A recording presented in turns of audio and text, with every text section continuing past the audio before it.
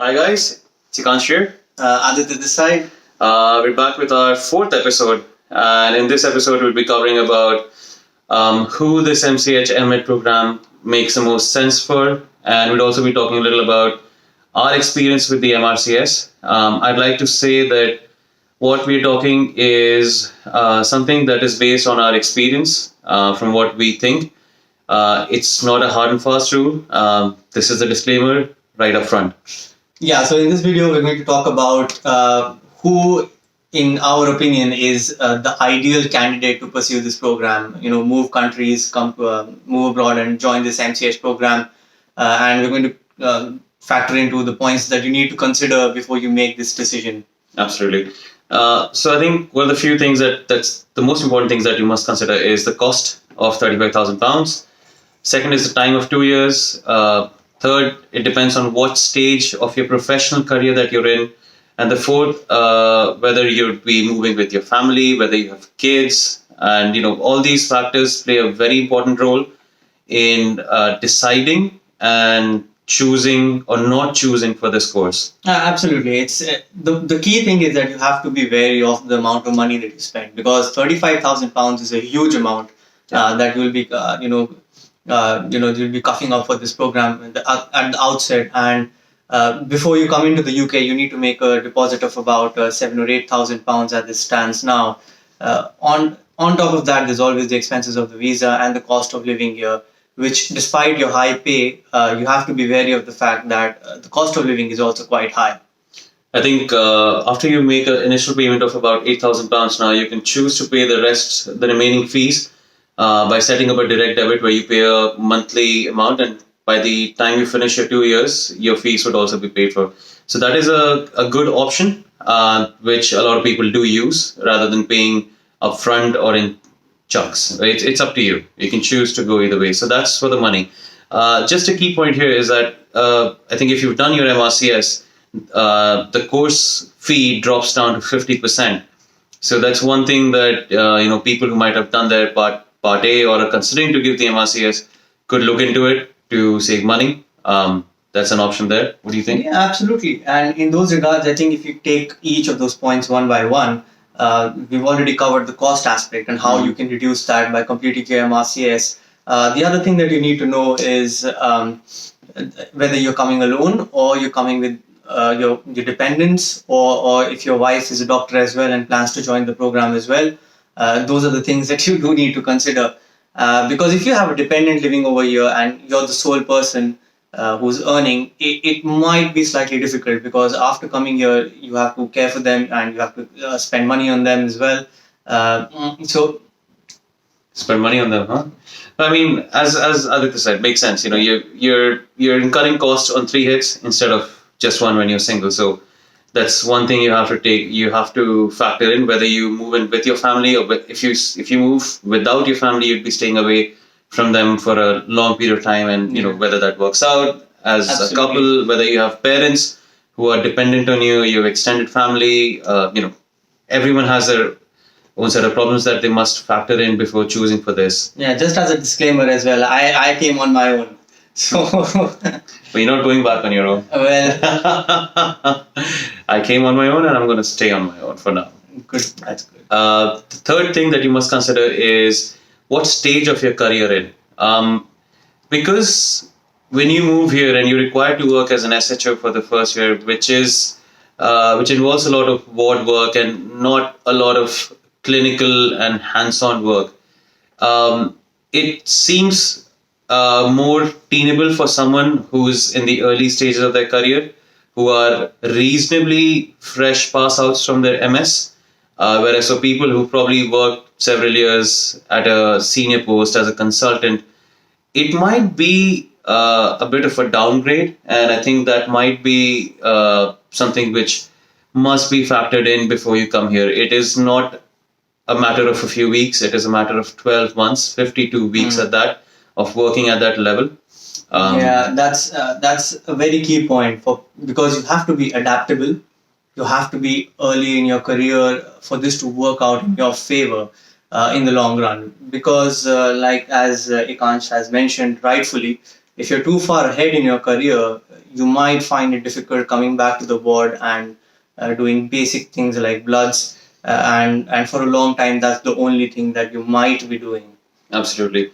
And the fourth point that we're talking about, and that is the time. You have to understand that the cost to benefit analysis for the time you spend for 2 years, considering the stage of your career that you're in, you have to make sure that you're deriving enough out of spending those 2 odd years in this country, and what your eventual target or aim or goal is. Yeah, and other things that matter are, there are people who come in with their significant halves, and they both of them join the program together. Although between the two of them, they're spending £70,000 as a course fees, but you do tend to save a lot in terms of your cost of living, because you share the same house, you share the car, and and sometimes you get placed in the same trust, and you might be working in the same hospital. So those things do make life a little easier.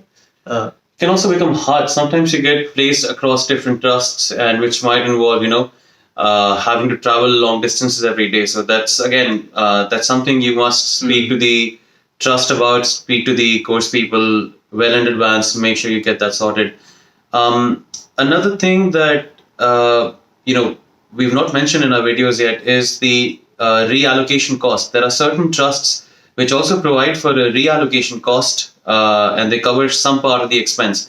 But this is something, again, it varies from trust to trust. They might cover for some and they don't cover for others. Yeah, all you need to do is you need to liaise with your HR and ask them what their relocation policy is and how much they would reimburse. And some of the trusts do reimburse for your flights, and sometimes a little even more for getting your personal items shipped across, from India to the UK, and you need to just produce those bills, and they might do that for you.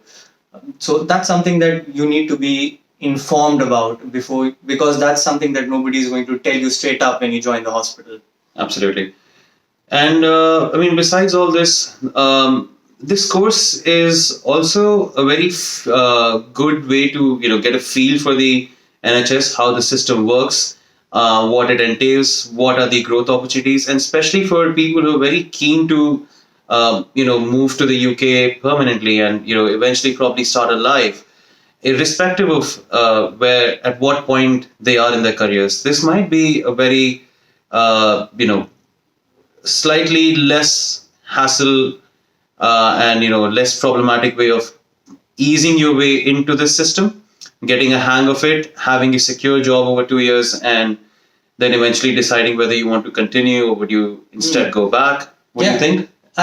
That's vital and key. And taking that forward from what you mentioned, that if you want to stay on, as we've mentioned before, key here, in my opinion, would be your MRCS. Because not only is it giving you a discount of £17,500, in addition to that, if you want to pursue a career in the UK outside this MCH program, you need to have your MRCS, and that will be drilled into you from the moment you come in here, because all the senior consultants would always be expecting that you've got that's an MRCS as a basic degree, and you want to get it out of the way before you think about higher surgical training. I think that's because MRCS or the MRCP is a necessity for people to get into the training programs here. So when you work at that level, it always helps to have the MRCS or MRCP in your kitty bag. Yeah. And in an ideal world, if you do it back from home, you get more and more benefit and less work for you to do here when you're in the UK. Even better. I think let's take this opportunity to speak a little about our experience with the MRCS. Me and Aditya both cleared the Part A while in India, and we finished the Part B while we were working in the UK. So the MRCS involves two parts, the Part A and the Part B. Part A is objective-based questions which test your knowledge. You can give this exam from India or from the UK, or they're also held in several other countries based on wherever you're watching this from. And the second part, which is a Part B, involves your knowledge and your clinical skills testing. Yeah. As you mentioned, part A is straightforward, objective, multiple choice. For me, it was not a computer-based exam. When I gave the exam, it was similar to those OMR sheets where you fill in the Same for me, I think. Yeah. yeah, where you fill in those and then they get scanned through a computer. Once you've cleared your MRCS, and generally for part A, it's generally the cutoff goes to about 71 percentile. And once you've cleared the cutoff, it doesn't matter how much you Percentage. score, Sorry, right? no, percentage. Yes. So, Okay. so in terms of your percentage, generally the passing buck is around 70 to 72%, and that's obviously with the leeway of about 3 or 4% every year. I think once you've crossed that bar, you've passed regardless of how much you actually scored. Yeah, So it's a cutoff. Yeah, in terms of numbers, I think as far as I recall, our exam had 300 questions in total. So you'd be aiming at about getting at least 210 right. Yeah, I think maybe 210 or 215, give or take a few. Yeah. Yeah. As for the part B, I think, as we said, there's different parts to it. So one of the parts for part B is the anatomy. You'd have to go back and refresh all your anatomy, and which includes from your CNS to, CVS, respiratory, abdomen, your limbs, everything. So the anatomy does take a while. I mean, it's important to know that MRCS is a basic surgical exam. It's not an orthopedic exam. True. Orthopedics is about 15% of the total syllabus of an MRCS, and that's basic orthopedics. However, it's not the entire thing. So you need to go back to your basics of general surgery. You need to know how to palpate the bladder per se. That is the clinical skills. Yeah, and so and that's what the exam is. It tests. It's divided into 4 sections. Yeah? So.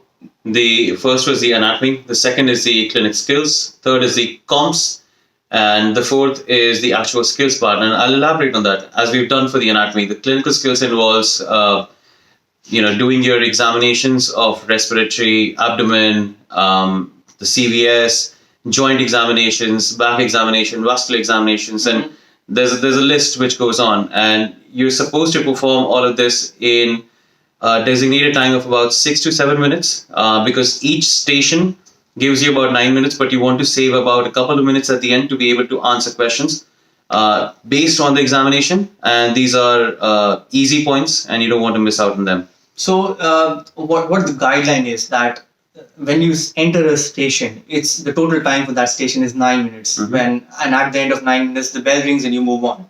How many stations in total? 18. So you've got 18 stations. And so it almost amounts to a 4-hour exam. Yeah, it is a lengthy exam. And the guideline is that when you enter a station, you have 6 minutes for that particular procedure, where a warning bell rings at the end of 6 minutes saying that, okay, this is the allotted time that you've finished, and the rest 3 minutes are a question and answers or a viva based on your examination findings. So if you can finish your examination in the correct way before 6 minutes, it's plus points for you because you get more time for your question and answers. Absolutely. As it's imperative that you do it correctly, as Aditya mentioned, and not rush through just to finish examination. You have to understand that rather than finishing the examination, what's important is whatever you do it in a very slick way and in the correct way. There's also high points for professionalism, such as washing your hands, introducing yourself, gaining adequate consent from patient at adequate times, watching for their comfort, ensuring that they're not in pain or any kind of distress. And these are easy points, the low-hanging fruits which can be picked off, and it takes practice. I think coming on to the next section, which is the comms section, which involves things like breaking bad news, history taking, consenting, making referrals to your consultant, assessing capacity, and so on and so forth. Yeah, UK is all about communication. We've all experienced that in every way. Your communication has to be clear, concise, and you need to get your point across in as little words as possible without missing out on key aspects of the information. I think the word you're looking for is crisp. Crisp, absolutely. So you need to be crisp about everything. Yeah, like the protocol. Like the protocol. Just for people who don't know, CRISP essentially stands for Care of the Critically Ill Surgical Patient, and it's a course that is provided in the UK. It's fairly limited, so you need to book it in quite a bit in advance for you to do it. And all it basically teaches you how to manage a post-operative patient in the ward who's had some kind of surgical complication. It works very similar to the ATLS, but the way the ATLS is set up to be in an acute setting, CRISP is set up to be in a ward or in a non-acute setting, and they work similarly, but you could probably. Yeah, I mean, just to clarify, so ATLS by acute, ATLS basically caters to trauma setting, so patients with trauma, and CRISP essentially refers to a critically ill surgically patient that might as well be just a simple patient coming into the hospital with an acute pancreatitis, or a post-operative patient having a bowel leak after a surgery. So they all come under the category of CRISP. So this is basically the structuring of the Part A and the Part B. And the takeaways that we've had from the MRCS is, one was try and find a study partner that you get along with, because it makes a lot of difference to be able to practice your examinations, to discuss your communications with them, so that when you're actually in the exam, it's not the first time that you're doing it, and it helps you get slick, and it helps you to pick up on small mistakes that you've been making.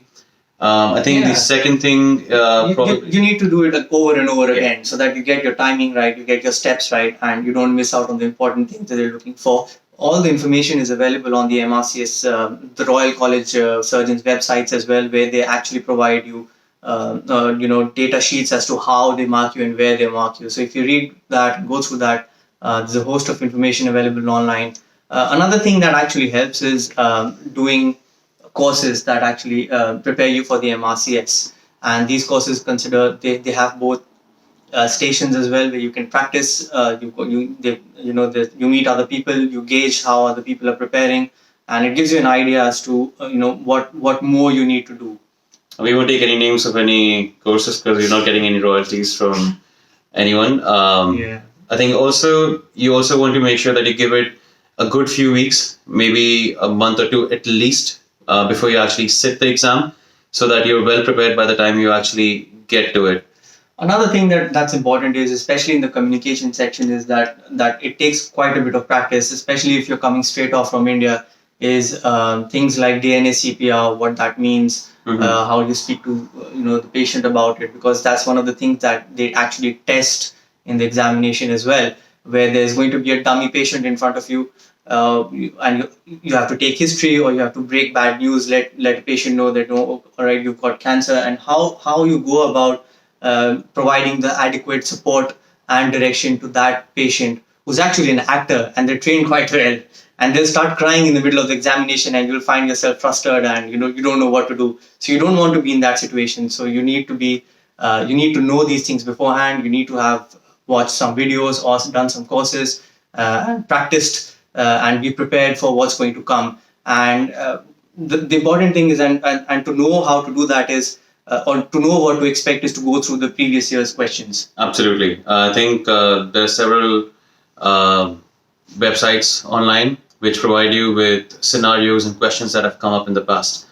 I think to summarize for the MRCS, we'd say, make sure you give it enough time, find a good study partner, make sure you practice, repetition is key, familiarize yourself with the usual scenarios that come up. Do not lose your cool if a couple of stations go awry, because there are 18 stations, 9 minutes each, so the exam stretches for almost 4 hours. It's almost unheard of for anyone to not have at least a few bad stations, and even then they've still passed. So keeping calm, keeping composed is very important.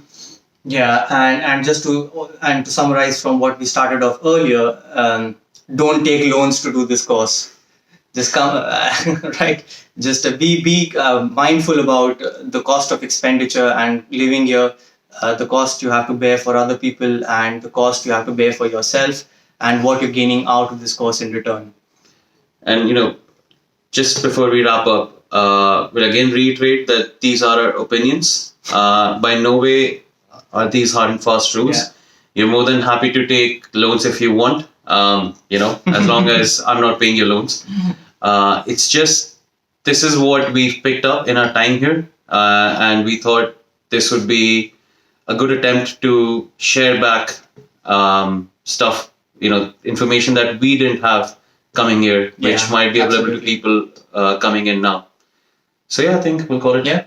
All right. Thank you guys. Any questions, any queries?